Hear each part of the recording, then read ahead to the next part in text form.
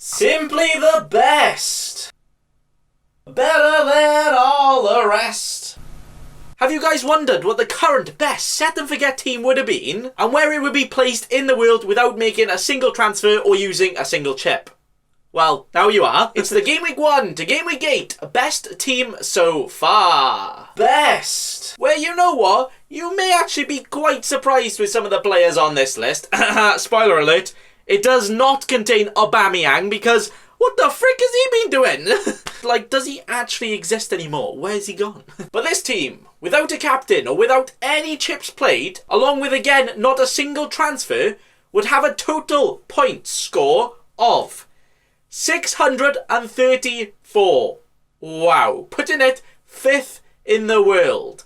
But, as you know, it's not possible to not select a captain in this game. So if you were to captain the highest scoring player, you would actually have 714 total points, putting you 1st in the world by over 60 points. Damn, son. But again, remember, no chips or transfers. But also, even if you completely failed and captained the worst player on this list, you would still be 1st in the world. But again, remember, no chips played or transfers used as well. And you know what? You would actually have more total points than this, as you would have some auto subs coming in, as not all of these players played every game. But you know what? I can't be bothered to work that one out, lads. So for now, these are all the numbers you get, alright? But before we get into the team, let's talk about the sponsor for today, OneFootball. OneFootball is one of my favourite all-in-one football apps out there today, which actually could be very handy during the international break, keeping you up to date with all of the latest news all around the football world. Whether it be about injuries, player updates, or just some other general footy gossip, which is just handy to know, you know? But it is also helpful here in FPL, as you can follow every single Prem team and keep up to date with all of them, look at stats for all the players in all different competitions you fancy, and also look at team stats to see how they have been doing as well. But one of my favourite features is the goal notifications, which you can get on any game you want. So you will now never miss out when your FPL player scores all of the Galassos. Yay! But there are also many other great features on this great app. So if you like what you see, why not give it a try and click on the link on the top of the video description to download for free. That's OneFootball, the all-in-one football app ready to download for free today. Honestly, it's amazing, lads. Go get it. So the first player to join this team and the current highest scoring goalkeeper out of anyone right now. Can you guess who it is? It's Lucas Fabianski with 51 total points so far. Yeah, he's even got more than Martinez and even more than Kepa. One of them is slightly more impressive than the other, but I'll let you figure that one out. But honestly, best ever keeper here, isn't he? But Fabianski is the current top point boy after getting 3 clean sheets, actually not the most out of any keeper. He's actually got one less than a few others. But what has helped him to be the current keeper champion, to actually definitely be a keeper in your team if you have him, is that he's made 1 penalty save and has also got the most bonus points out of any keeper as well. And he's also made a decent amount of saves, getting some extra save points here and there, but then also has only conceded 10 goals all season, which is why he's number 1. And I don't just mean on the back of his shirt. But Emi Martinez is actually only 1 point behind Fabianski, and has also played 1 less game. So unless he goes and does what Liverpool defence did against him and concedes 7 goals in 1 game, the absolute cheeky scrubs, then I think he will probably become the top point scorer again in the goalkeeper spot very soon. With the first defender to zoom into the best team so far, it's Kurt Zuma. He's again not actually had the most amount of clean sheets here, but as we know with defender points, that's not how you get the big boy scores.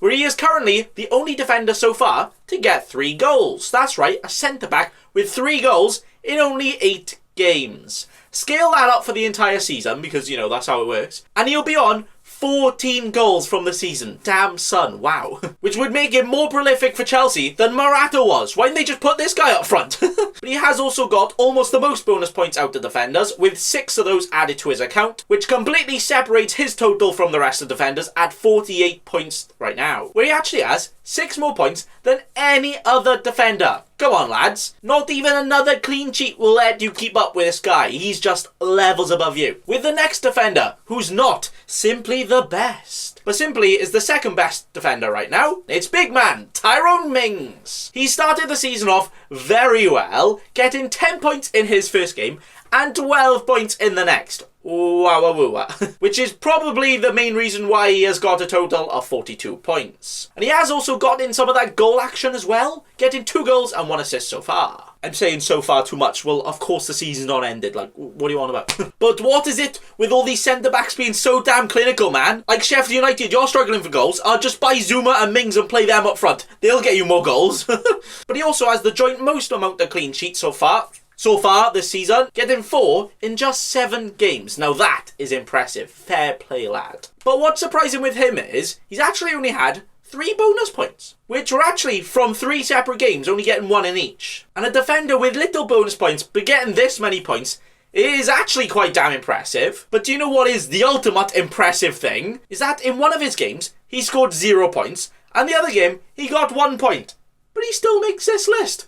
Oh. So with him, apparently you're either getting 20 points or absolutely nothing.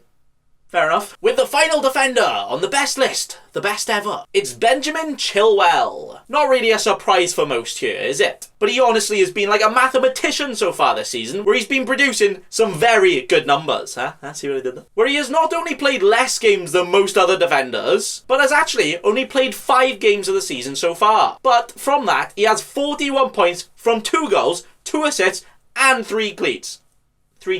What did I just say? 3 clean sheets. But again, all of that in only 5 games. So, that is very, very impressive. Where if you were to scale that up to a per 90 or a per game basis, he would actually probably be the #1 scoring defender. Kind of proving why he's also currently the most owned defender in the game. Yeah, more owned than any other defender. But probably with good reason here, right? Moving on to the middle of the field. For the not middle of the range points, but the best points so far. With, go on my son! I don't know why I do this with a son, but it is a legal requirement apparently. Fair enough. He is the joint top goal scorer in the league. I was going to say so far. Along with having 2 assists as well, and also has the most bonus points out of any midfielder. I think also the second most bonus points out of anyone. And yeah, that's probably enough to earn you a spot in this team, isn't it? Where he's currently got 74 total points, the second most out of anyone so far as well. But even though he's got the 10 goal contributions in his first 8 games of the season, half of those games, he didn't even get a single return. Returning in 4 and blanking in 4. So that one is actually one of the more weirdest ones with Sonny, where he's actually one of the least consistent on this list. Where in games he hasn't blanked, he's only got double-digit points. So it's literally everything or nothing. And you know what? Owning those types of players in FPL are actually sometimes the most annoying, because if you want to put the captain armband on him, it's very, very nervy. So will he continue that trend and keep on this epic gaming fail half the time, or just bring you a great success? We will have to find out. But he is also a guy with the joint most amount of points in a single game week 2, getting 24 points in 1 game, which I don't think has gone under the radar, because he is currently the most selected player in the entire game. Wow. But actually, if you take away those 24 points he got in that 1 game, he actually wouldn't even make this team. But then again, if you take out 24 points out of anyone in this team, obviously they're not going to make it in this team, because that's quite a lot of points. So does that even mean anything? No, not really. With the next midfielder, and the quite obvious pick for some, and also now the most expensive player in the entire game. It's Mo Salah, where he currently has 67 points, the 3rd highest out of anyone, after getting 8 goals and 1 assist in 8 games. Where, as you all know, he smacked in that hat-trick in the first game to get the big 20 points, which has definitely helped this, obviously. But Salah has actually been a bit of a consistent slow burner for most of this season, where he has only got 2 double-digit hauls, but has also only blanked in 2 games so far this season. And this mixture of consistency and then a massive explosiveness is exactly why he is one of the most loved players in FPL, and usually the most safest captain option as well. Sometimes I can't say words and I act roboty. But then, if you take away the penalties he scored this season, his goal tally gets chopped in half. So is this a sign of things may slow down? You know, if he doesn't get any penalties, then he's done for. But then also, is it an advantage to think, he's on penalties. He's going to get even more goals.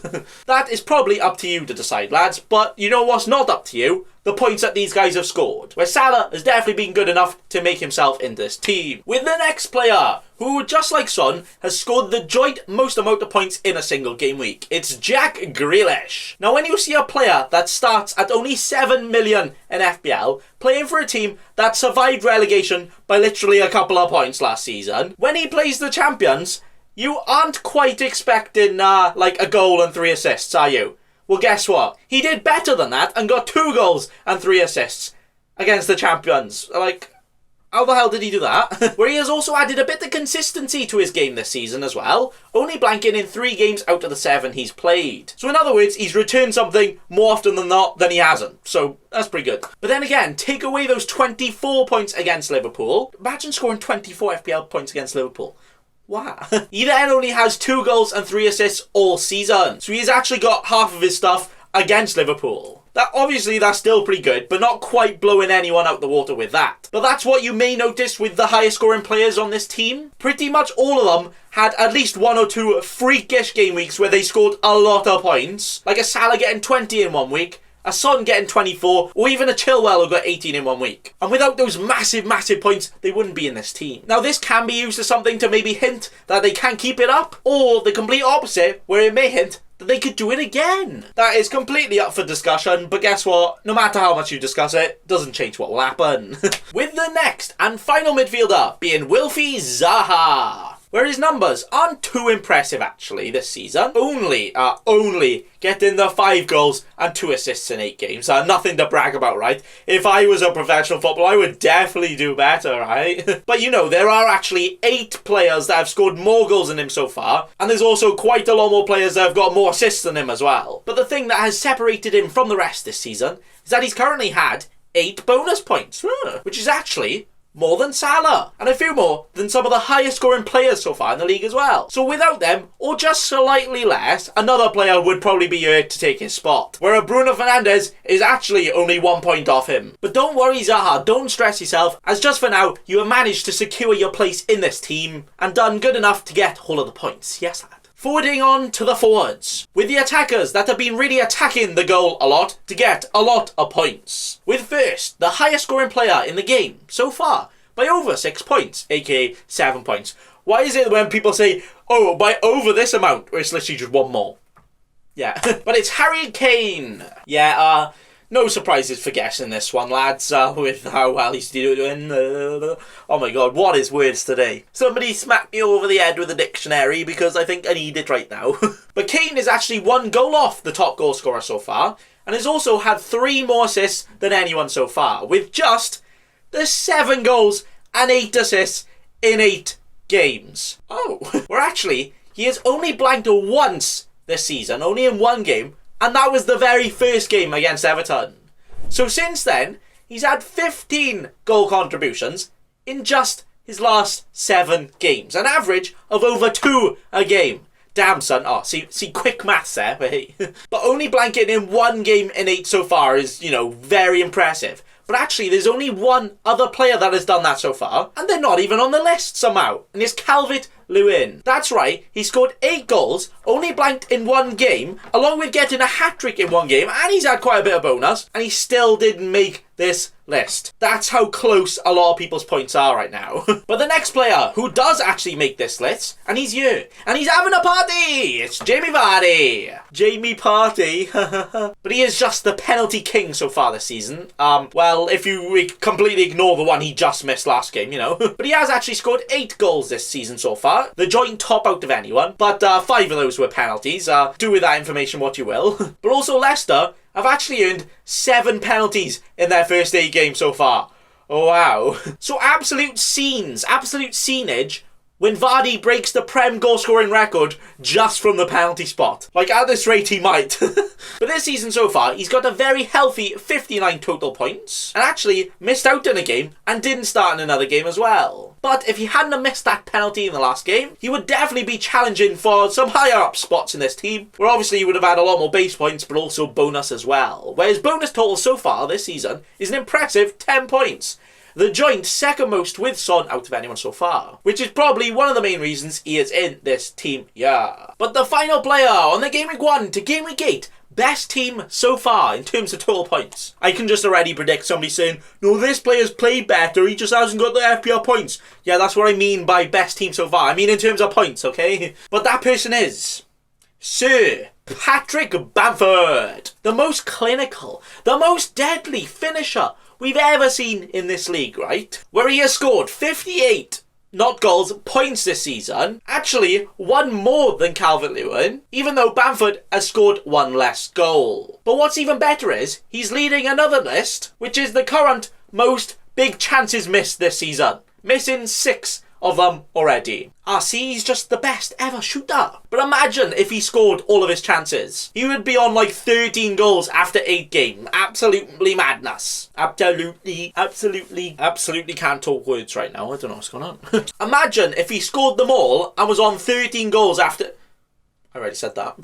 But the main reason he's ahead of DCL and a few other guys is that he has had 9 bonus points. Actually 2 more than DCL. So yeah, he actually has less base points than Calvert-Lewin, but it's bonus Bamford that makes him push up a little higher. But Bamford was actually one of the cheapest playing strikers out of anyone in the league at the start of the season.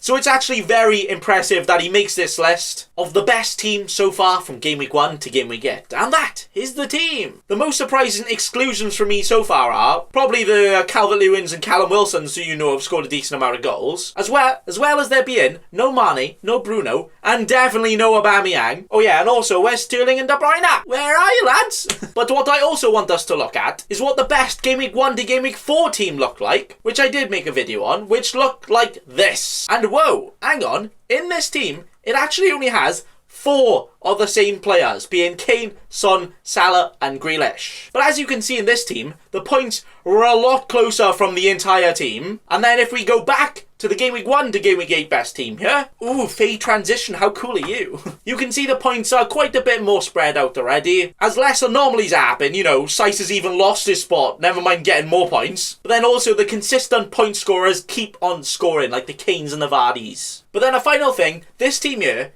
actually cost only 81 million at the start of the season. So keeping in mind that the likes of Mings and Grealish didn't even play in Game Week 1, and Vardy missed a game as well, if you had a bench, which you know you have to have in FPL, you would have those auto-sub points coming in, and yeah, you would have quite a bit more points if you chose the right players. But what is the point of this, lads? Why am I chinwagging this, and why am I presenting it to you? Well, I have a few reasons, boysies. First being, it's quite fun, you know, it's quite cool to look at who's doing the best and what the best team so far would look like. But also, a reminder, there is never, not a single person out there that makes the exact correct decisions in FPL. Even a small sample size of only 8 game weeks, even 4 game weeks just before. There is not a single person that has had all of these players in their team. And also a reminder, you don't have to have the highest scoring players to do well in FPL. Obviously, it makes it quite a bit easier if you have more of them, but you don't have to. There's quite a lot of players that get in very similar points to these. Where, for example and reference, I've not owned 8 players in this list once this season, with the other 3 I've also not owned in their highest scoring week. But I'm still doing relatively well at 1.4 million right now, which I decided to take a step further and look at the current number 1 in the world to see how many of these players he's had in his team all season and how long he's had them for. And guess what? He's actually only owned 7 of these players, and with most of them, he actually missed most of their highest scoring weeks as well. So just a reminder, there's different ways to get points, and you don't always have to chase the one that got slightly more points on one week. As you know, it could completely flip the other way, and someone else could get more points the week after. So basically, just have some patience, lads, have a chillax, and just have some fun. But that is all for me today. Thanks for watching, and remember... Don't be a cheeky scrub. Subscribe to Nathan Bacon right now.